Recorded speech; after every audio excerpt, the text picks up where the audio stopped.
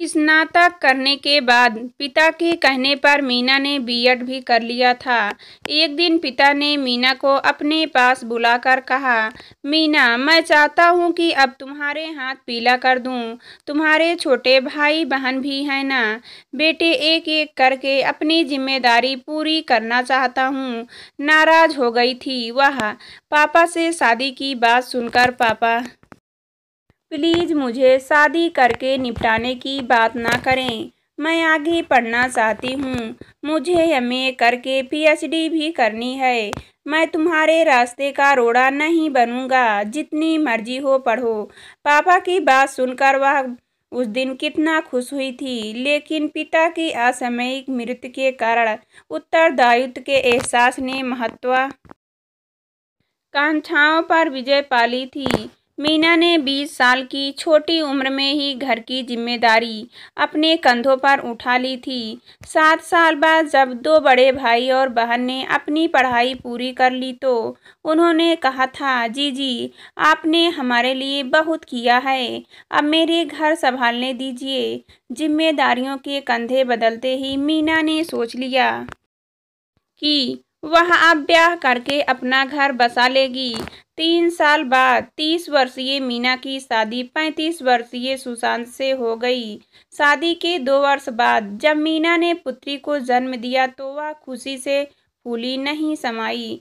मीना की सास ने बच्ची का स्वागत करते हुए कहा, इस बार लक्ष्मी आई है। ठीक है, पोते का मुंह कब दिखा रही हो? बेटी नीता अभी 2 साल की भी नहीं हुई थी कि घर के बुजुर्गों ने मीना पर बेटे के लिए दबाव डालना शुरू कर दिया। जल्द ही मीना गर्भवती हुई और उस समय पूरा होने पर उसने फिर बेटी को जन्म दिया। दूसरी बेटी मीता के जन्म पर सबके लटके हुए चेहरे को देखकर मीना ने सुशांत से कहा, सुशांत, हमारी इस बेटी का भी जोर शोर से स्वागत होना चाहिए। बेटियां बेटों से किसी तरह भी कम नहीं हैं। किसी पूर्वग्रह से ग्रसित होने के बजाय हम बेटियों को ऊंची से ऊंची शिक्षा देंगे। फिर देखिए, कल आप उन पर गर्व करेंगे। ठीक है मीना, तुम इतनी भावुक मत बनो। यह मेरी भी तो बेटी है। जैसा तुम चाहती हो वैसा ही होगा। कुछ दिन तो सब कुछ ठीक रहा, फिर घर में बेटे की रट शुरू हो गई। मीना के संस्कार उसे इजाजत नहीं देते थे कि वह घर के बड़ों से बहस करे। उसने सुशांत से बात की, सुशांत, हम इन दो बेटियों की परवरिश अच्छी तरह करेंगे। मैंने आपसे पहले भी कहा था, तो फिर यह जिद क्यों? सुशांत पर अपने माता पिता का प्रभाव इतना था कि वे भी उनकी ही भाषा बोलते थे।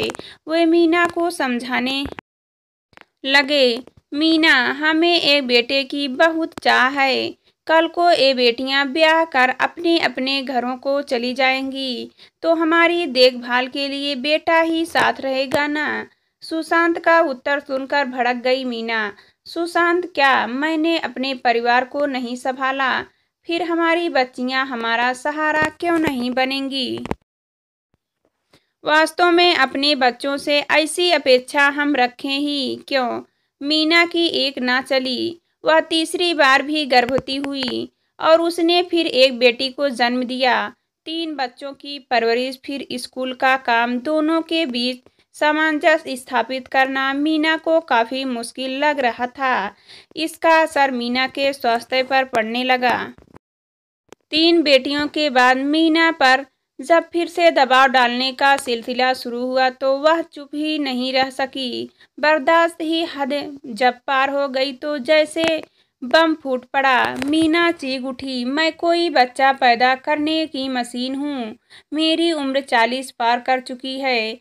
ऐसे में एक और बच्चा पैदा करने का मेरे स्वास्थ्य पर क्या असर होगा, सोचा है आपने? बस बहुत हो गया। मुझ पर दबाव डालना बंद कीजिए। मीना की सास आवक खड़ी बहू का मुंह देखती रह गई। मीना भी वहां खड़ी नहीं रुकी।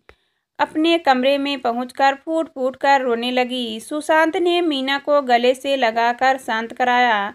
शांत होने पर मीना मन ही मन सोचने लगी कि उसने इस अनावश्यक दबाव के खिलाफ आवाज उठाकर कोई गलत नहीं किया है। थोड़े दिन तक तो सब शांत रहा। एक दिन सुशांत ने मीना से कहा, मीना क्यों ना हम एक अंतिम कोशिश कर लेते हैं। अब की बार चाहे लड़का हो या लड़की, मैं तुमसे वादा करता हूँ फिर कभी इस बारे में कुछ नहीं कहूँगा। प्लीज मान जाओ। कोमल स्वभाव से मीना पति की बातों में आ गई। इस बार जब वह गर्भवती हुई तो 3 बच्चों की परवरिश ऊपर से बढ़ती उम्र उसके स्वास्थ्य पर हावी होने लगी। मीना को हार कर लंबी छुट्टी लेनी पड़ी, जो वेतन रहित थी। समय पूरा होने पर मीना ने एक बेटी को जन्म दिया। अपनी मनोकामना पूरी होते देख सबके चेहरे पर खुशी देखते बनती थी। उनकी ये खुशी क्षण सुंभर साबित हुई। बच्चे को अचानक सांस लेने में तकलीफ होने लगी। उसे ऑक्सीजन दी जाने लगी। डॉक्टरों ने बताया बच्चे के शरीर में ऑक्सीजन की कमी होने की वजह से मस्तिष्क को सही समय पर ऑक्सीजन नहीं मिल पाई, इसलिए उनके दोनों हाथ पैर विकृत हो गए हैं। ऐसा शायद गर्भावस्था के दौरान मीना की बढ़ती उम्र और कमजोरी के कारण हुआ था। इसके बाद पैसा पानी की तरह बहने के बावजूद मीना का बेटा अरुण स्वस्थ नहीं हो पाया था। वह जिंदगी भर के लिए अपाहिज बन गया। मीना और सुशांत पर जैसे दुखों का पहाड़ टूट पड़ा था।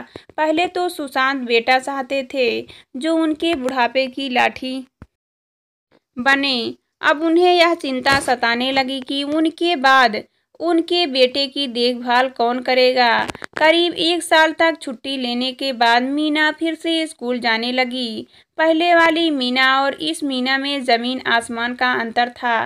पहले कितनी सुघड़ रहा करती थी मीना, अब तो कपड़े भी अस्त व्यस्त रहा करते थे। दिन रात की चिंता ने उसे समय से पहले ही बूढ़ा बना दिया था। बच्चियां माँ को सांत्वना देती, माँ आप पहले की तरह हंसती बोलती क्यों नहीं है। भाई की देखभाल हम सब मिलकर करेंगे, आप चिंता मत कीजिए। बच्चियों की बातें सुनकर मीना उन्हें गले लगा लेती, अपने आप को बदलने की कोशिश भी करती, पर फिर भी वही ढाक के 3 पात। वास्तव में बच्चियों की बातों से मीना आत्मग्लानि से भर जाती थी। वह अपने आप को कोसती, अरुण को इस दुनिया में लाकर मैंने बच्चियों के साथ अन्याय किया है और एक बच्चे की इस दुनिया में न लाने से अपने निर्णय पर मैं अटल क्यों न रही सकी। अपनी इस कायरता के लिए दूसरे को दोष देने का क्या फायदा। अन्याय के खिलाफ कदम ना उठाना भी किसी गुनाह से कम तो नहीं। एक तो बढ़ती उम्र में कमजोर शरीर, ऊपर से यह मानसिक पीड़ा, मानसिक चिंताएं शरीर को दिमाग की तरह खोखला कर जाती है।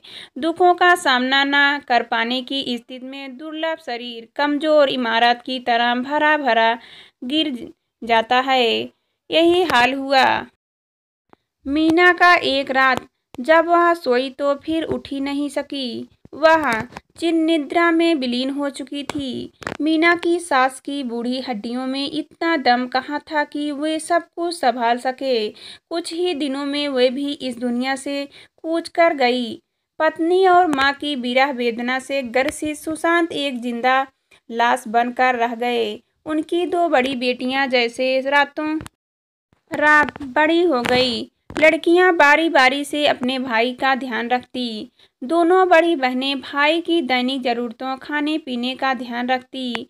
नीता अपनी सबसे छोटी बहन प्रिया को हिदायत दे रखी थी कि वह अरुण के पास बैठकर पढ़ाई करे, कहानी की पुस्तकें जोर से पढ़े ताकि अरुण भी उनका मजा ले सके।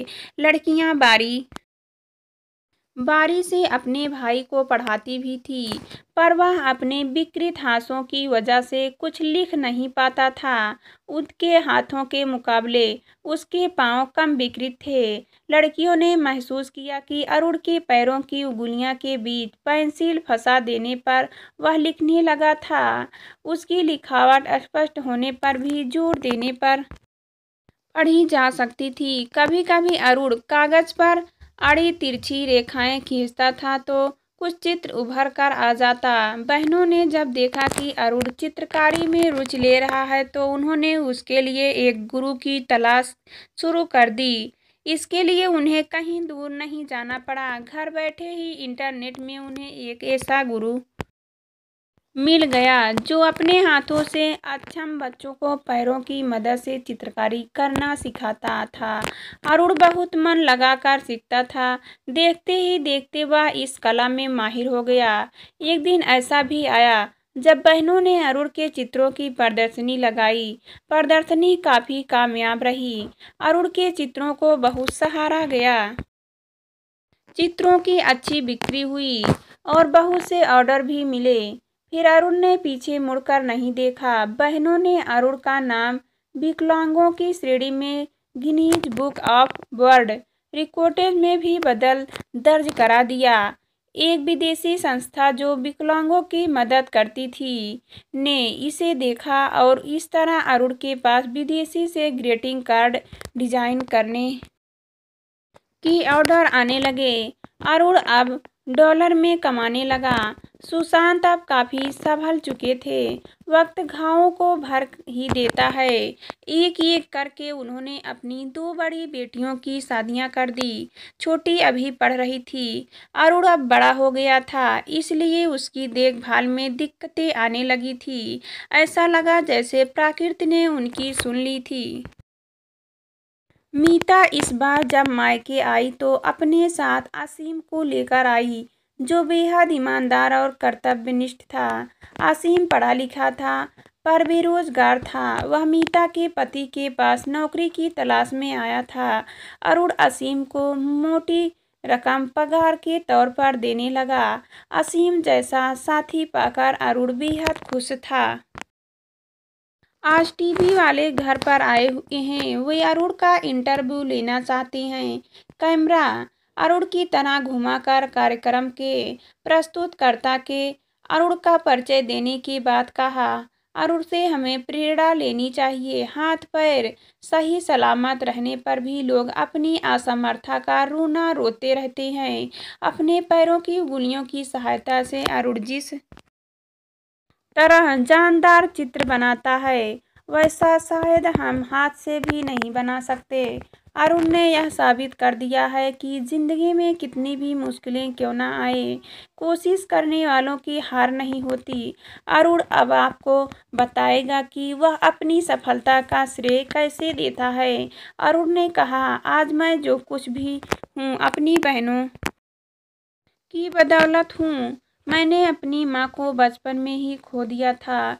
बहनों ने न सिर्फ मुझे माँ का प्यार दिया बल्कि मेरी प्रतिभा को पहचान कर मेरे लिए गुरुजी की व्यवस्था भी की। आज मैं अपने पिता गुरुजी और सबसे बढ़कर अपनी बहनों का आभारी हूँ। अरुण की बातें कुछ स्पष्ट सी थी, इसलिए असीम अरुण द्वारा कही बातों को दोहराने के लिए आगे आया। सुशांत वहां और ठहर नहीं सके। उन्होंने अपने आप को कमरे में बंद कर लिया। मीना का फोटो हाथ में लेकर विलाप करने लगे। मीना, देख रही हो अपने बच्ची को, उनकी कामयाबी को। काश आज तुम हमारे बीच होती। तुम्हें तो शुरू से ही अपनी बच्चियों पर विश्वास था। मैं ही तुम्हारे विश्वास पर विश्वास नहीं कर सका और तुम्हें खो बैठा। लेकिन आज मैं फर्क के साथ कह सकता हूँ कि ऐसी होती हैं बेटियाँ, क्योंकि उन्होंने अपनी पढ़ाई को जारी रखते हुए पूरे घर को संभालना, यहाँ तक कि मुझे भी